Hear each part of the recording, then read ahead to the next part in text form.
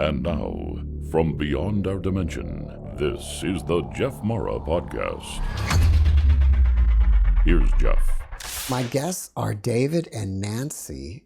David had a near-death experience, and his sister is also here to talk about how David changed after the experience. David and Nancy, thanks for joining me and welcome. Thank you, Jeff. Hello, Jeff, and thank you for having us. Well, David, let's start on the day that you died and go from there. Okay. I would preface my near-death experience by just saying, visiting some friends here, Dr. Scott Taylor and his wife, me and my sister are visiting, and we're coming from his studio, which he is the creator of the Afterlife Files, which does many interviews with near-death experiencers and other related topics. So we're grateful to be able to do this interview with you in his studio. And thank you, Scott. And I've had Scott on as a guest before as well. I wish I remembered the number so I could say, go watch podcast 782 or whatever, so you can see that one. But anyway, my near-death experience happened in 2007, August 18th of 2007. And prior to that, for a long period of time, probably in the area of 25 years, I was in a slow progression of drug use, drug abuse, and then a full-blown drug addiction. And on the night I overdosed, if you asked me to describe who I was before my experience, it's very simple for me, and it's just a two-word answer. Insane madness is how I was living, because I was a drug addict who couldn't stay clean for a day. I was a cocaine addict. My only way that I know how to live in that state, and it's a simple cliche for addicts, the getting and using and finding the ways and means to get more. And that was my life. I was very methodical, and that's how I lived every day, getting, using, and finding the ways and means to get more. And on the night of my overdose, I was living on the second floor of my mother's home. It was one big room, and I used to go up there and isolate. My mother was elderly and really was the most loving mother.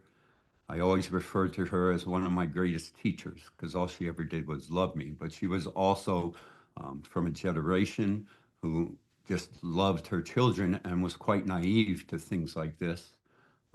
So I was very capable of progressing in this addiction and hiding it for a long time.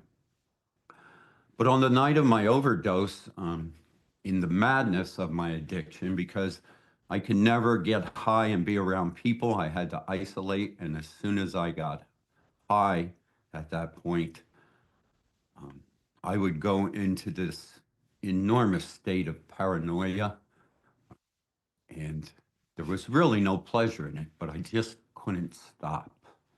And if you are not an addict or an alcoholic, and you are near and dear to someone who is, and you try and understand that aspect of their life, the addiction, unless you are an addict, you will never understand what it's like and what the addict is going through in that addiction. And I always like to mention that for the simple reason of people who are close to someone who's trying to understand or help them. It is such an insidious addiction, and it becomes the love. For me, cocaine became the love of my life. But that night, I had a very large amount of cocaine, and I probably did about half of it through the course of the evening. And in that state that takes me over of paranoia, in my bedroom, I had big sliding door closets. I was on the second floor. There were windows at each corner of the room. And I could see inside the crack of the sliding door closets, for me anyway, I could see there was somebody in those closets. My thoughts were it was the police, as crazy as that sounds. And around the outer edge of the windows in my room, I could see the walls start to crack. And to me, the walls were cracking and there were people out there and they were going to push those windows in and they were all coming to get me. And that's the madness of the addiction. So the nature of an addict in that situation is before you get me, I'm going to do my drugs because I will not allow you to take them from me. And so the remaining amount of cocaine that I had, I took the whole remaining amount, and when I say that, I ingested it. And I always got high by ingesting cocaine. And for the audience to understand what that does specifically to me, as crazy as it sounds, I used to put a little baking soda on my finger and I would rub it on my gums. And then I would ingest the cocaine.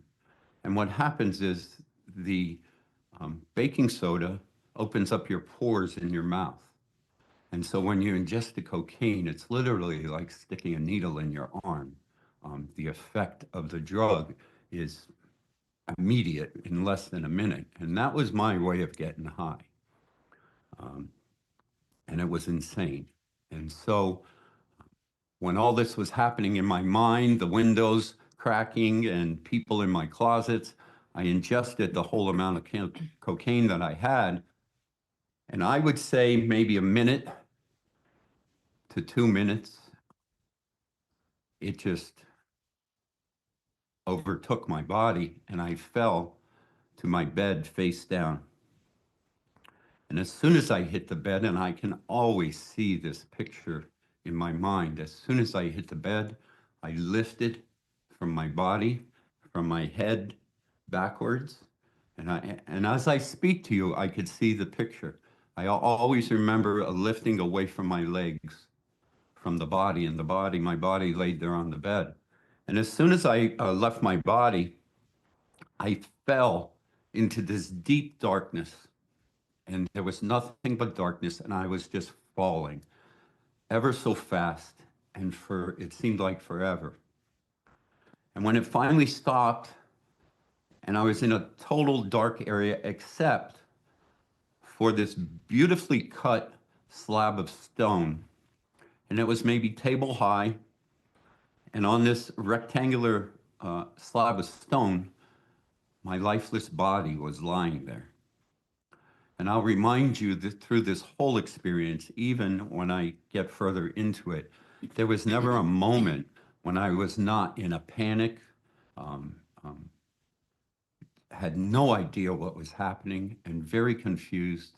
And that just happened through the whole experience. But when I finally stopped and I saw my lifeless body on that slab and I'm moving around it effortlessly, and there's no life in my body, and it is me, I had no idea what to do. And so there I am in the darkness. My body's lying on that slab. And then I could start to hear, and I know no other word, this angelic music started to happen, and I could hear it. And some of my story is while this is happening, some of it's in retrospect of what happened. But as I could hear that music, I started to hear these very faint voices, and they were not very clear. But what came to me and what I started to understand was they were trying to guide me, because in my movements around that body, I didn't know what to do. And when I would move to certain areas, I could feel, so to speak, encouragement. And then when I was moving in a direction that wasn't a positive way to go, I could tell they were trying to guide me to not go that way. And so what happened with the music and the guidance, they ended up carrying me out of that space, and my lifeless body stayed on that slab, and they guided me up out of that darkness. And when I came back up out of the darkness, it was still total darkness, but I was not down in that deep space. And out in the very far distance, maybe the size of a quarter, I could see this little round white light. And as the light, whether the light was moving towards me, I was moving towards the light, or both, the light became bigger and bigger and bigger. And I knew I was still in a panic at that time. I knew I was moving to this light, and I knew I was going to die.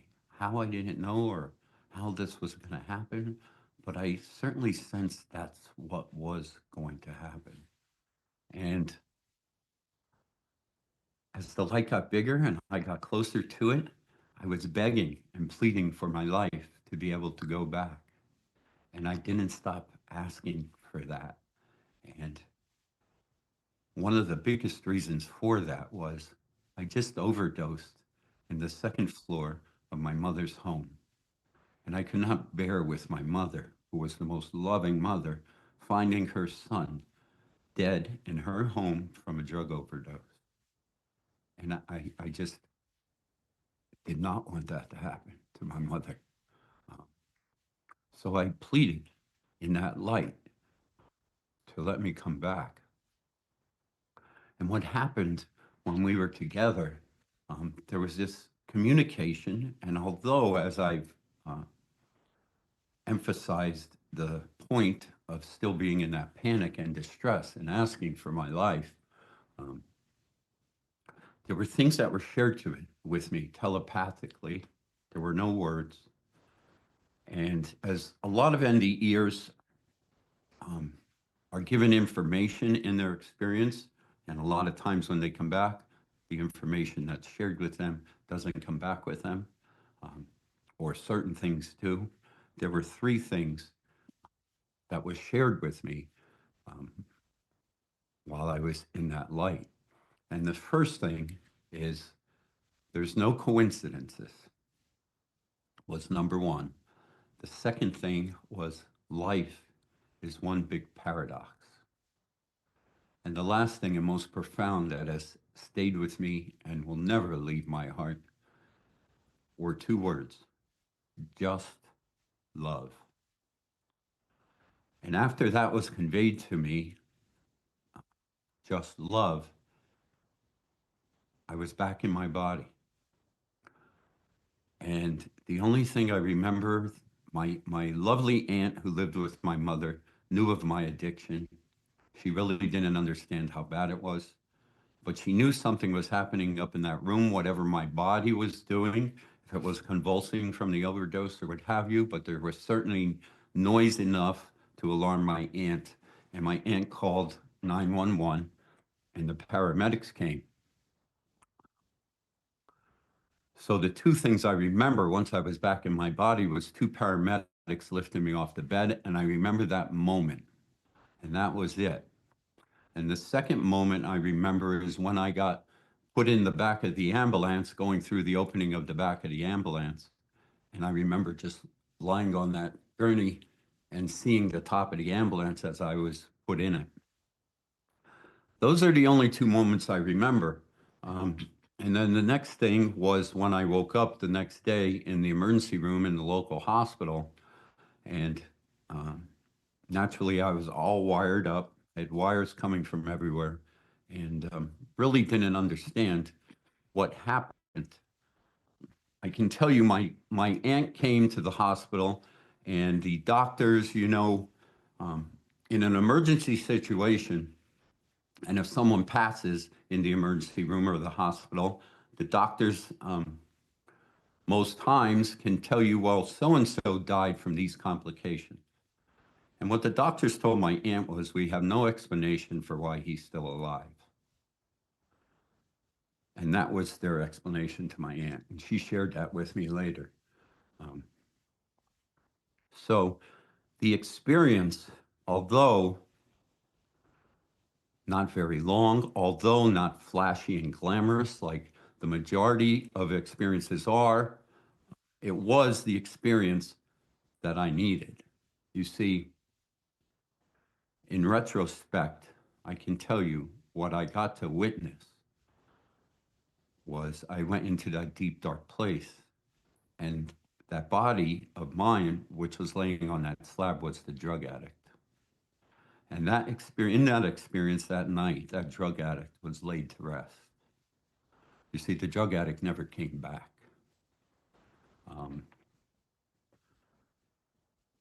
The next day, when I was able to come home from the hospital, I felt like I just got run over by a truck. But my beautiful sister was visiting from North Carolina with her husband, and it was not that long before my overdose that family members started to recognize my issue with addiction, with drugs.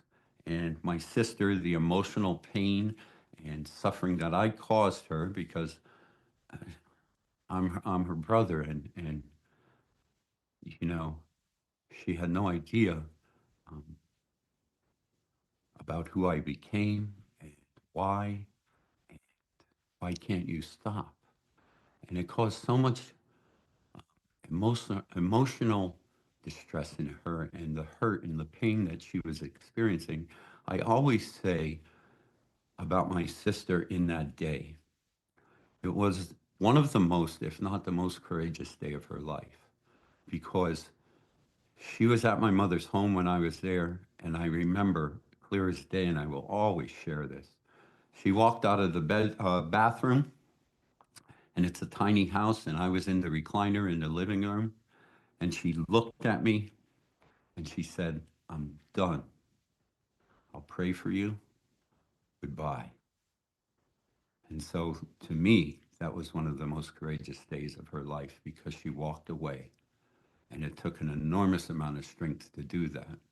We, as siblings or loved ones close to someone who's an addict, most people tend to enable, prolong their suffering with the fear of not having the courage to walk away. And it's very understandable, but that's just a simple fact of people who are close to someone that suffers from that type of life. So I can tell you,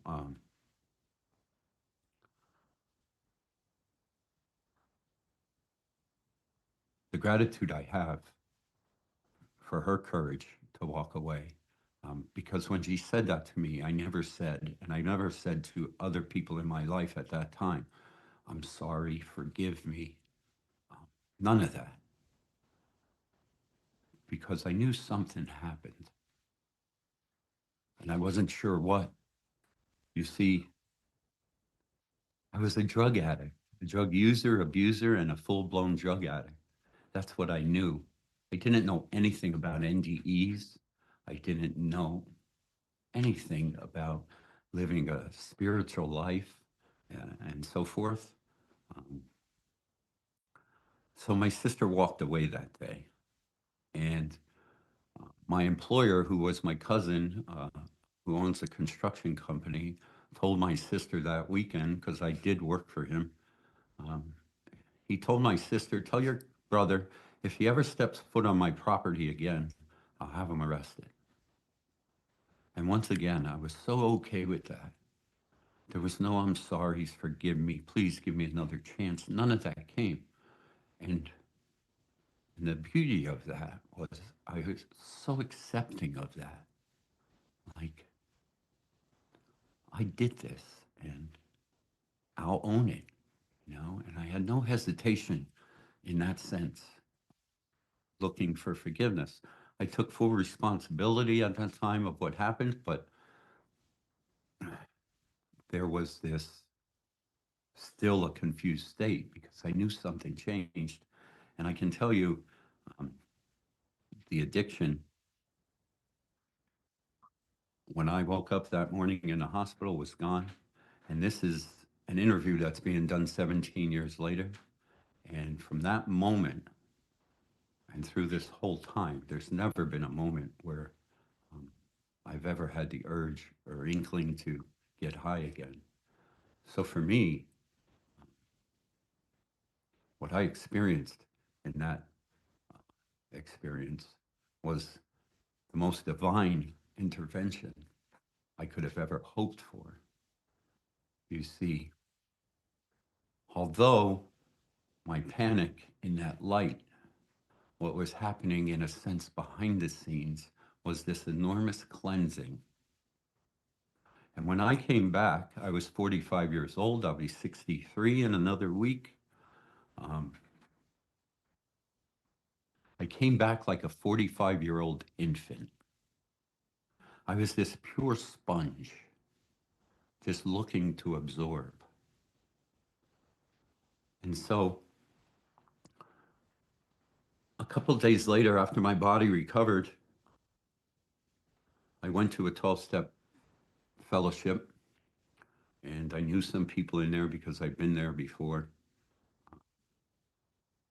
And it was somewhere for me to go just to feel wanted, being a drug addict.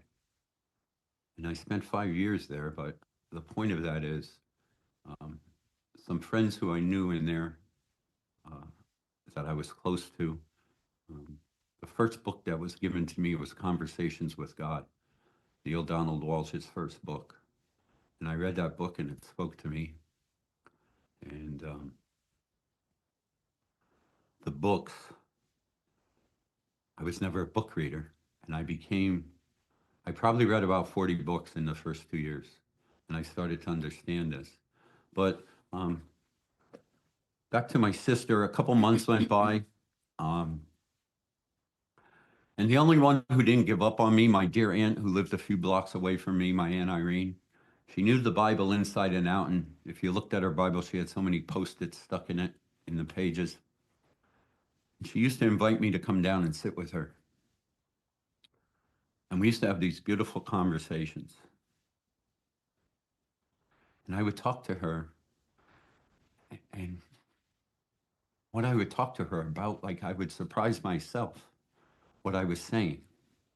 Because I would talk about God and this experience and what I'm experiencing in these initial months. And they were the most beautiful conversations, and I would be in shock what was coming from my mouth. But the point of that is, unknown to me, when I would leave her little apartment, because my sister was so close with her, she would call my sister and say, Nancy, I was talking with David, you have to see him. He's different. He's not the same person.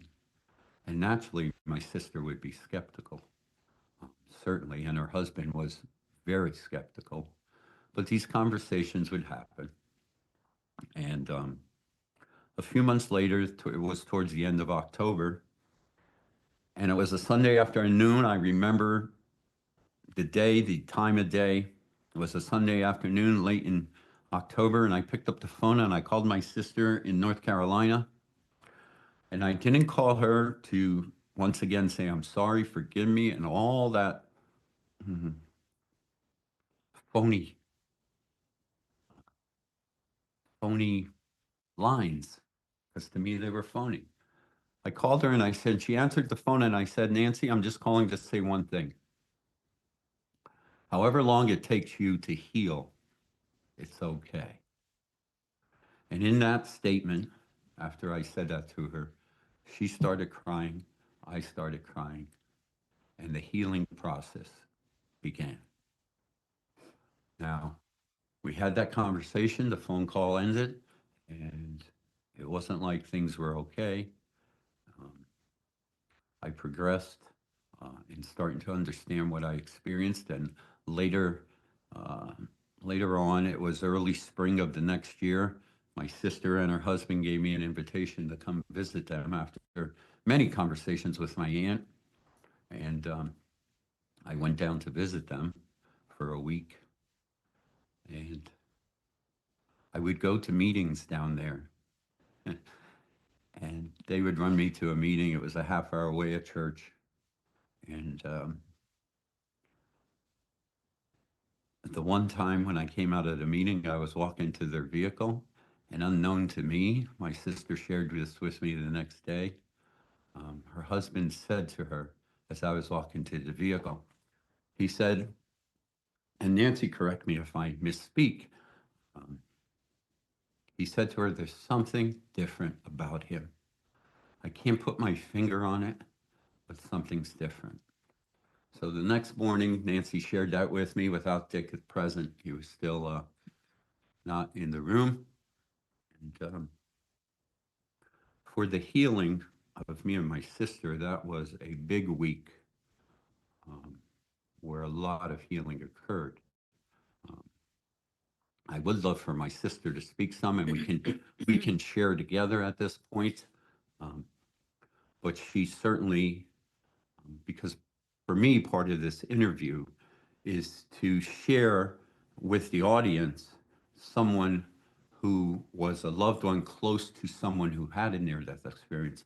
And although mine was distressing and it was because of addiction, there are many near-death experiences that are positive. And when those people come back from that experience, whether it's a spouse or a loved one, a sibling, a parent, or friends, a lot of times, especially in marriages, as you, I'm sure, know, end in divorce. There's a lack of support for the experiencer. There's a lack of understanding on both parts initially, but for an extended period of time with the loved ones and people out that are near to that person, there's a lot of things that are misunderstood. There's a big lack of patience on many people's parts to try and integrate. I like to use the word nurture the experience, and for things to blend, for the family. My sister at the time walked away, and I think her being here with me in this interview, I would hope helps people, if they can see this, find some patience if they are near and dear to someone who had an experience, and certainly have my sister share how it has changed her and how it helped her in the passing of her husband, and how our relationship and how she has come along with me on this journey, this spiritual journey, and how our lives have changed so dramatically in how we live, how we look at ourselves, and how we look at everybody else from a beautiful place of love. No, the last thing conveyed to me in that experience was just love. And you can look at that in certain ways, and you could say, all there is just love. Or I can look at that statement to me in that experience to just love. And actually, that's who I am today and been for quite a while. You see, I love everyone. And I see the beauty in myself. I've come to know that beauty, and that beauty allows me to see the beauty in you.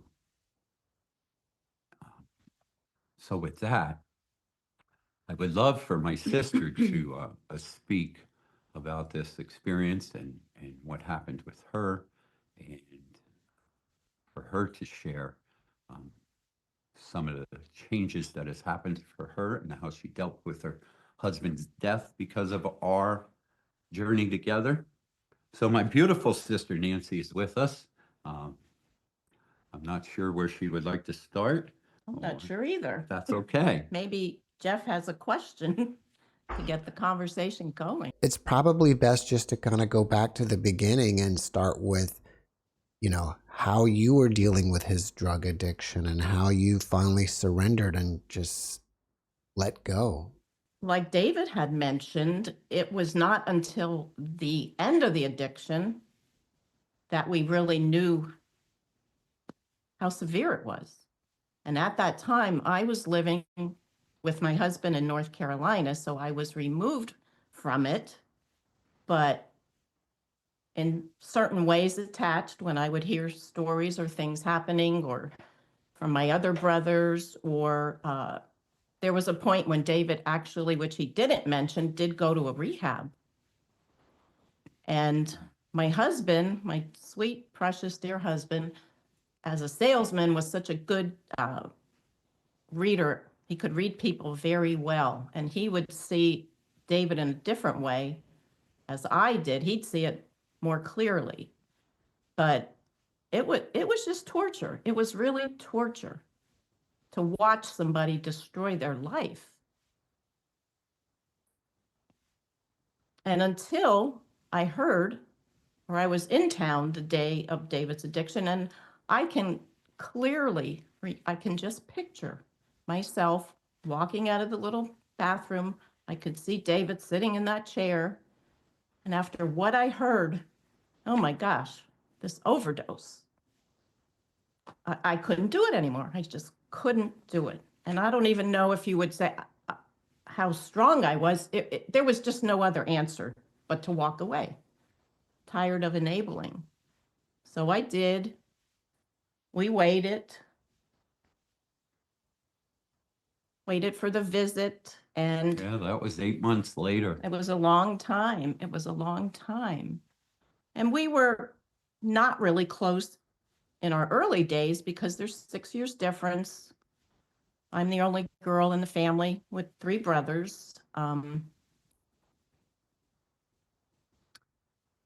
So I do remember one thing that I said to David, which really touched him. And I said, David, I don't understand what happened when he explained his NDE to me, because I had no idea about NDEs. What was this? I said, but I believe you.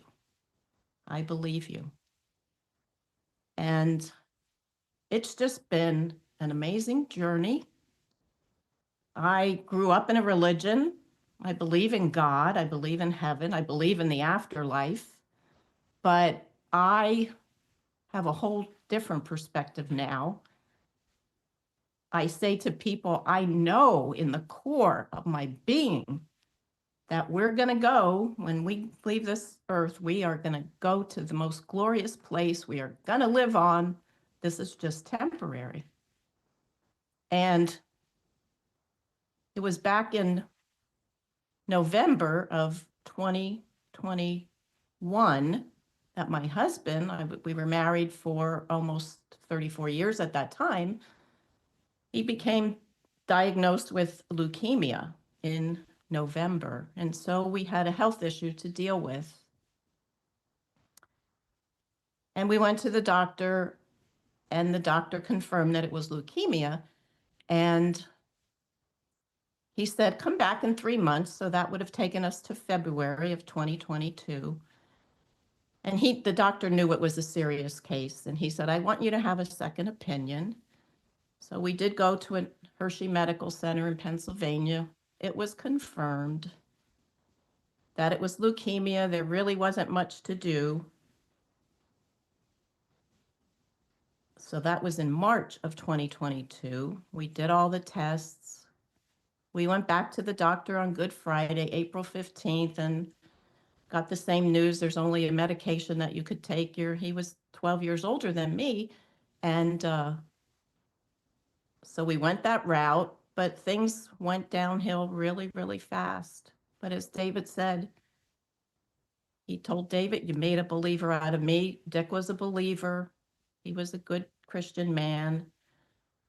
And I think he made peace with knowing that he wasn't going to get better. And I did too, because I just knew that I think people are afraid we come into this world and we celebrate a baby being born and it's all wonderful, but we never celebrate leaving the earth. And a lot of people are afraid to talk about dying and death and, oh, I don't want to talk about it. But Dick ended up in the hospital for about 2 weeks, beginning of May of that year, 2022. We realized that there was nothing more to do. And since I volunteer at the local hospice office, I wanted him, and he wanted to come home and be on hospice in our home. And luckily I had help with my stepdaughter to take care of Dick. It was a short week, came home on a Monday afternoon. He was there Tuesday, Wednesday, Thursday, and Thursday night into Friday, May 20th, 2022. I knew it was close to the end, and he was laying in the bed, and he said, "Mom." And then he said, "Mar," which was his Aunt Margaret. It was his aunt who was like a second mother to him. He said, "I'm home." And his eyes opened up, and I kissed him, and he took 2 breaths, and he passed. It's touching at this 2 years later, 2.5 years later, but when I look at it, it was the most precious gift that I could have had and experienced. And I think not having the knowledge about NDEs and the belief that there's so much more, it would have been so much harder for me. But I accepted his death, and I went on, and I even tell this little story, which I mentioned. I was at an IONS conference in Washington, D.C. in 2023, and it was the end of the day, and I was in my hotel room getting ready for the nighttime. And I usually watch America's Got Talent, and when they introduce the show, they say, "Oh, it's going to be AGT." And I don't know where it came from, but I thought to myself, AGT, what helps me to move on and to continue forward, I said, okay, A is acceptance. It's acceptance, accepting the fact that my husband's not going to be here forever. Then I thought, okay, G, what is G going to be for me? And I said, gratitude, acceptance and gratitude. Gratitude for the glorious life that I had with him. It was just a beautiful, almost 35 years, 34 years. How could I not just be thankful for the gift I was giving? And the T out of the AGT was trust, that now I have to trust that going forward, I will be taken care of. It just became kind of like my mantra now. Thanks to this one. I'm sure you were skeptical of how David changed, but was there one event or one thing that you saw in David that confirmed it for you that he did actually change? I really couldn't nail it down to one particular thing. It just took a lot of time. Like David said, it's been 17 years. It just was moment by moment. I just watched this beautiful person who came back changed get more beautiful, more loving, more kind. He's just the biggest example in my life. And I hope that the love can just pour out, and we can just, if I just hit the nerve of one person to help somebody, it's just all worth it. David, you mentioned that they were trying to guide you. And I guess also the same they are the ones that negotiated with you to come back. Who are they? Good question.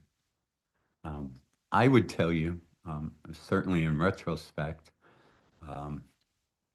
those voices I was hearing were the voices of past loved ones, whether it was my father, a grandmother, aunts, uncles, whoever. But as I reflected and started to understand this in a deeper way, I would suggest to you they were the gentle voices of past loved ones that were trying to help me and guide me. When you first woke up, did you remember the experience or did it take a few days? It didn't take a few days, but initially when I opened my eyes and I have all these wires coming from me, things like that, and being in an emergency room. There were other things in that moment that my intention was on. But once I got home to rest and recover from the overdose, certainly a reflection started on what I experienced. I could sense, not understanding what I was sensing, but I could sense something was different. You know, a lot of times with addiction and with overdoses, the person who overdoses doesn't go very long afterwards, and then they're back to getting high again. And a lot of people who overdose, certainly a lot of them, don't have the experience or anything related to a near-death experience that they come back with a memory of, and they go back to using again. Very rarely does an overdose cause an addict to stop using. You know, I certainly knew and had the memory, and I have the memory 17 years later. It will never leave me. And I'm not much of a dreamer. When I sleep, when I do dream, occasionally I may in the morning wake up and remember it for a brief moment, but then it fades. This experience that I had that night in the overdose will never leave me. I see it clearly if I care to reflect on it. And over this period of time, certainly different meanings to the experience have emerged for me in understanding. But I will reiterate, certainly, it was the most divine intervention. You know, even though in my panic, in the light, there was still the beauty of that love and that healing happening for me and to me, to return and leave that addict behind. The addict got laid to rest. I'm assuming that the addiction had two components, physical and psychological. So even after you woke up, your physical addiction had also dissipated? Oh, you mean the physical addiction, the mental addiction to the drug and needing the drug? Yes. Oh, yes, that was gone. I will tell you, and I will never change this stance on what I experienced in that deep, dark place. I left that dark place, and the drug addict was laid to rest. That lifeless body of mine laying on that slab, I will tell you, it was the drug addict that never came back. And that was the gift, or the partial gift at that point. Have you noticed after your experience that you have any new abilities that could be considered psychic? I don't think so much psychic. Early on, and I would love to elaborate on this a little bit. Early on, I started to meditate. I would experience things in my meditation, not only in the deep meditation, but also physical things that would happen to me sometimes. And I was able to see entities and see auras around people and what have you. And in those experiences, a lot of times an experience would startle me. And until I became comfortable with it, then something new would show up. But the point is, in that period also, I was reading a ton of books. And I would always mention Kenneth Ring and his book from years ago, Lessons from the Light, because that was a profound book to me, which has the stories of near-death experiencers in it. But in the center of that book, there's 3 or 4 pages of the after effects of a near-death experience. And when I got to the middle of that book and I started reading the after effects, and there I am, checking them off, these paragraphs of after effects. This is me. This is me. This is what is happening to me and has happened to me. And that book was the most comforting book. It held me, you know. And that book allowed me to understand in a much deeper way what I experienced and what was happening to me now in those after effects. What are some of those after effects? Well, I'm a drug addict who doesn't care about anybody. I will tell you the after effects. I will share with you how I live from a drug addict. You see, I think we all yearn for peace. I think we all yearn to be loved. You see, those last two words that were shared with me in that experience, to just love. I lived the most simplistic life. I go to work. I'm a responsible human being. I pay my bills and what have you.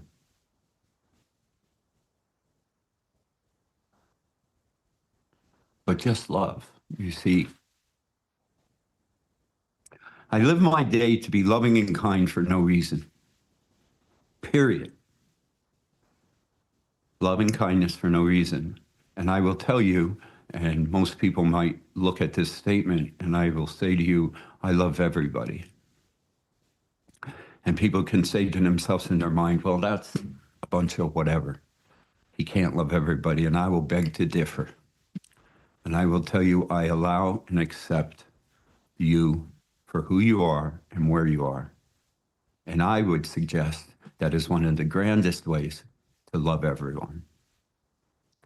You see, in the beginning, when I'm reading all these books and I'm having these experiences, for me personally, there came a moment where the books were put down and those experiences that you're asking about, the after effects or abilities that come, weren't important to me. Could I have developed some different psychic abilities or things to that nature on whatever subject? I believe I could have, but the moment came where they weren't important to me. You see, this gift that we're given to be here and experience this human experience, the human life, is the most precious gift. And I believe people all want to experience the peace that I'm talking about. You see, I've never wasted a minute of my life. I will tell you the grandest blessing in my life was the drug addiction. Another blessing in my life was losing a lot of material things. My beautiful brother-in-law used to say to my sister, before this happened, and I, on occasions, would get clean for a little bit. He would say to her, and then she would say it to me. He gets a little bit of success, and then he throws it all away and gets high again. And the truth of that statement, or the falseness of that statement, was I never had any success in those moments. You see, I have found this internal contentment, this peace, this joy, and I will use the word happy because it's an easy word for people to relate to. I'm happy every day. And there's a simple reason for that. Nothing makes me happy. You see, when nothing makes you happy, the internal joy, the happiness that lies within you is available to you always, always. Now, don't misunderstand me. I enjoy the human experience. I enjoy the interaction and doing different things. I love sports and watching professional sports and what have you. I love the friends I have. I don't need a whole lot of them, but the ones I have are near and dear. And the human experience is an enormous gift. But for the vast number of people in the human experience searching for that peace, that they think, well, this will make me happy and this will make me happy. And it may for a moment or a couple moments. And then it's time to search again. You see, I'm never searching. And I love to say it this way. I have no needs, no wants, and I have nothing to achieve. And when you're in this beautiful space of internal peace, which we are all granted and which resides in every one of us, and we come into this world and it don't take but a few moments to start being tainted by the human experience and what society says you should and shouldn't do. You see, I'm one who doesn't listen to what society says. I listen to this. I listen to this, and it allows me to live this human experience in such a free and peaceful state because it doesn't matter to me.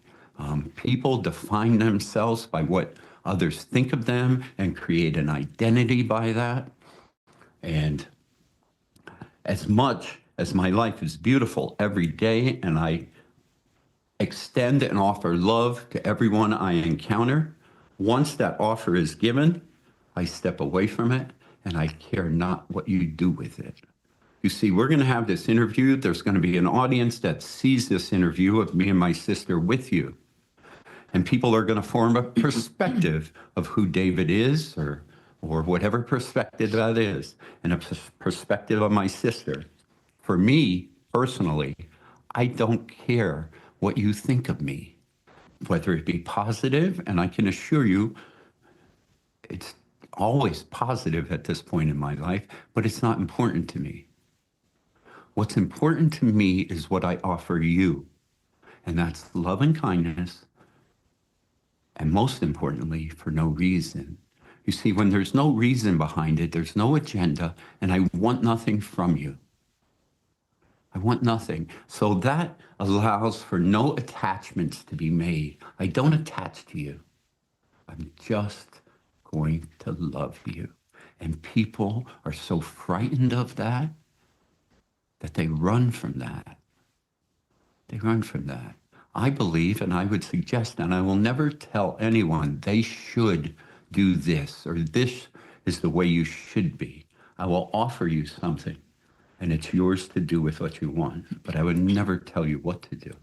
I would suggest to you, for most people who are yearning for this peace, the biggest issue that they struggle with is fear. And what fear is that?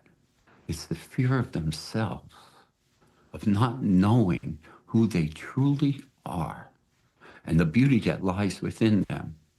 And you see, for me, I know that beauty.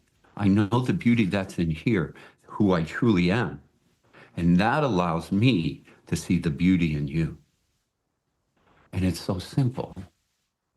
The simplicity behind life, and I always joke around, if I were to write a book, because people say you should write a book. And I say, well, I know the title of the book. It'll be called The Simplicity of Life, and it'll be about 10 pages long. That's it. We overcomplicate everything, and we're frightened of the simplicity of it. So for me, the books got set down, and my purpose in life is to help you smile. My purpose in life is to tickle your heart. My purpose in life is to appreciate and enjoy this magnificent gift we're all given. And if I'm going to do anything to help anyone, it's going to be by loving you in whatever way that is. It can be the simplest thing. And that's it. You see, I'm just going to love you. I want nothing from you. And people are so frightened of that and not willing to take that chance in being that way. And there's so much freedom in that. Allow yourself to be vulnerable. And there's so much power in that vulnerability. People are terrified of themselves because they don't know. Well, I don't blame them because it's rare that someone meets someone like you. And most people here are so transactional. It's funny. You're correct. So I say to myself, back to the after effects and psychic abilities. None of that's important. The podcasts, this is only the third podcast I've ever done. This is the first with my sister. She just did one with Scott Taylor, just a one-on-one on the Afterlife Files, and it was beautiful.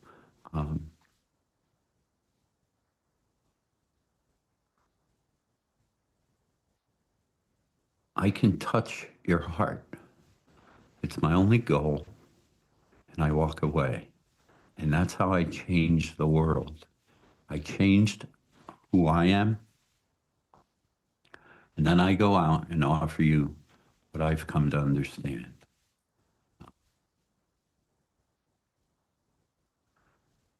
There's a beautiful line by Rumi, a 13th century poet that most people in this space, I would think, have heard of, but if you haven't, my favorite lines by Rumi, and I'm going to laugh right now because I'm looking to a monitor, and it's 11:11.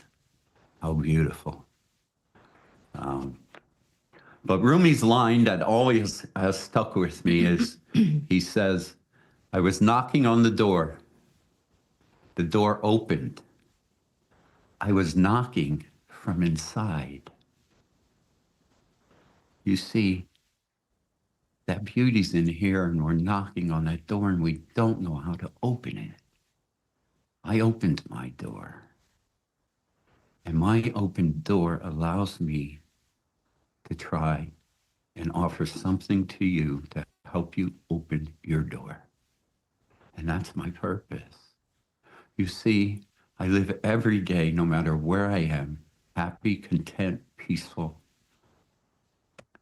And it's possible I'm no different. I was a drug addict who used for almost 25 years. The people who know me, this is who I am. I don't care what you think of me. I'm just going to love you, period. Do you have any practical tips for people to find this peace and happiness within? Well, I will throw things in here because I'm looking upward a little bit, and I chuckle because my dear friend Scott, when he does his interviews, sometime when I watch them, he looks up like this in this same space to look for questions or to look for answers. I don't have the answers. I will never tell you I do. I would suggest to you and to the audience, and it's always just a suggestion,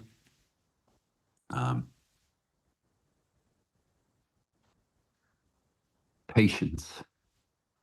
We are very impatient. Patience is a very important part. And if you're on this spiritual journey, we use the common word. I'm a seeker.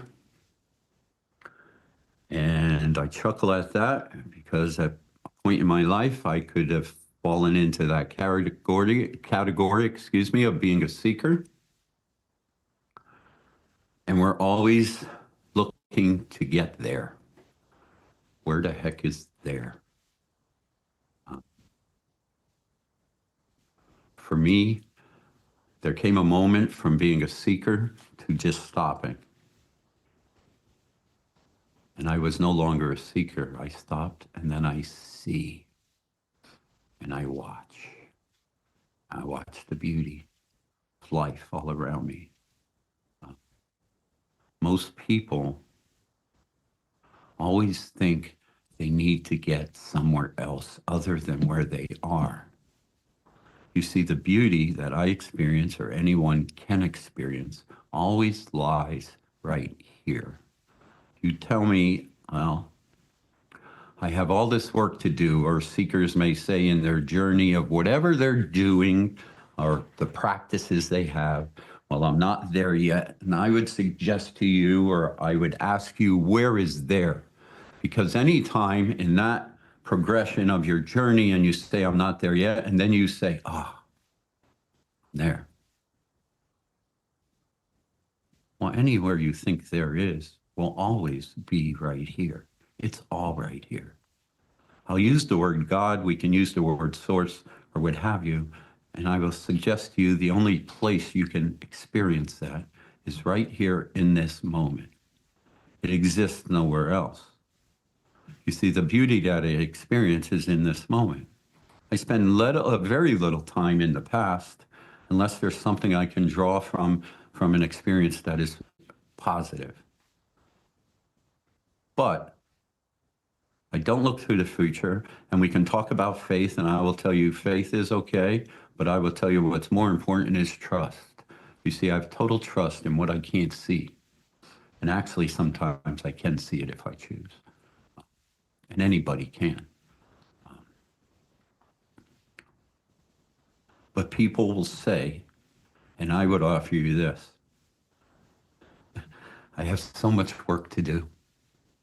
And I would say to you, do the work to find out there is no work to do. You see how I live and I move in this experience with loving kindness for no reason. I would offer to you that is our natural state. That is how we are meant to live. And when you live that way, it's effortless.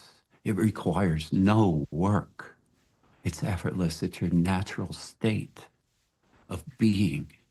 And we're terrified of that. We're terrified of what people are going to think of us. Not me. This is who I am. And the question is, and I said this yesterday in a conversation with our friends, who are you when nobody's around? See, I know who I am. What you see in person when you're interacting with me, this is who I am when nobody's around. It's magnificent. I live alone, and I'm never, never lonely because I'm in here. People are terrified of that. I don't know if you know this, but after interviewing many near-death experiencers, one thing that they note during their life review is that the most important things that they've done in their life are small, random acts of kindness. I notice you keep mentioning kindness. Absolutely. And I would say to you,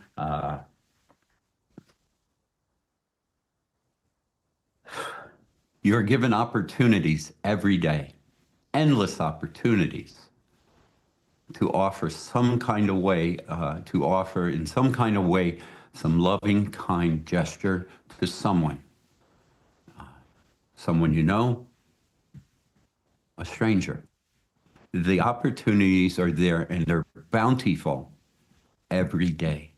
And we're so caught up in our lives that they come by us like this and we ignore them. I don't ignore them. My antennas are up every day and wherever I am for the next opportunity to offer that to whoever it may be in front of me. I don't care who you are, because that don't matter to me. What matters to me is to offer it to you, to give it to you. And then it's yours to do with what you want, and I step away. And then I watch this beautiful universe, this beautiful source, and we can use whatever word, God, and I watch how my life in this human experience is cared for. And it's that simple way. Loving kindness for no reason, allow and accept others for who they are and where they are. And certainly there's people I don't have to like, but that doesn't mean I can't love them in that kind of way. I'm not here to change you. I'm here to love you.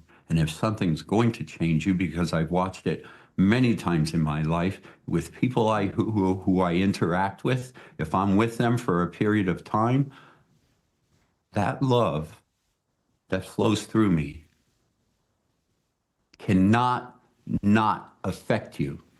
It will affect you. It reaches that beautiful being within you and it changes you. And for me, it's effortless. It's who I am. It's who I'm meant to be. and how I am meant to live. And I believe it's the way for everybody to live. So if I'm going to do anything to change the world, it's in this simple way of touching others with that loving kindness. Period. No agenda, no reason. David and Nancy, after watching this podcast, people may want to reach out to you and ask you questions. Are you open to that? Absolutely. Sure. What's the best way to reach you? Well, best way I would say is by email. Nancy could give her email if she cared to. I will. My email is nancywalsh1955. That's all together, lowercase, @gmail.com. And my email address is AYNI, the number 61 @live.com. And always open to anybody who would like to send an email or chat for send an email, and we can get together and chat. If there's anything I can offer to someone on a one-on-one basis, I'm more than happy to.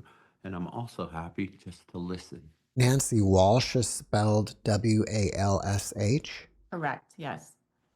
Okay.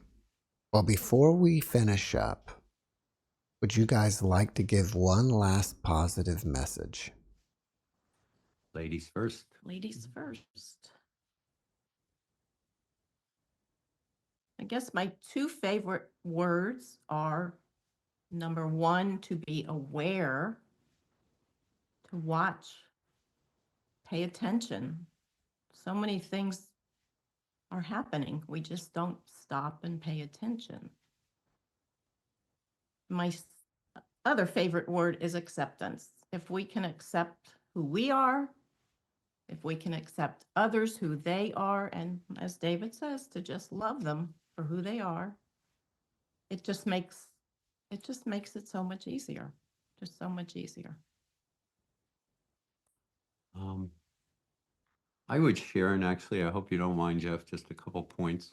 I'll piggyback off Nancy's word of acceptance. We cause ourselves so much emotional suffering.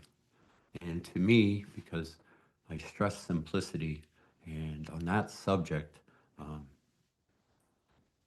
emotional suffering to me is a very simple solution to that, or the cause of it is just a lack of acceptance.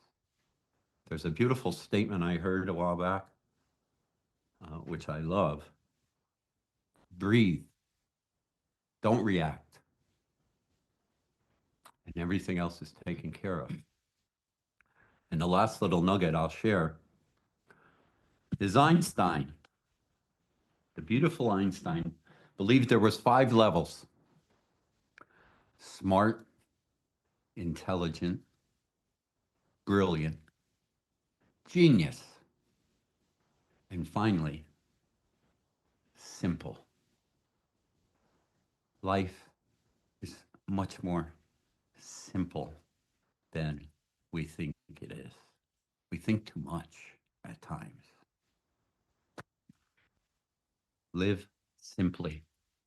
Nancy and David, thank you for your messages, and thank you both for being my guests. Thank you so much for having us. It's been an honor.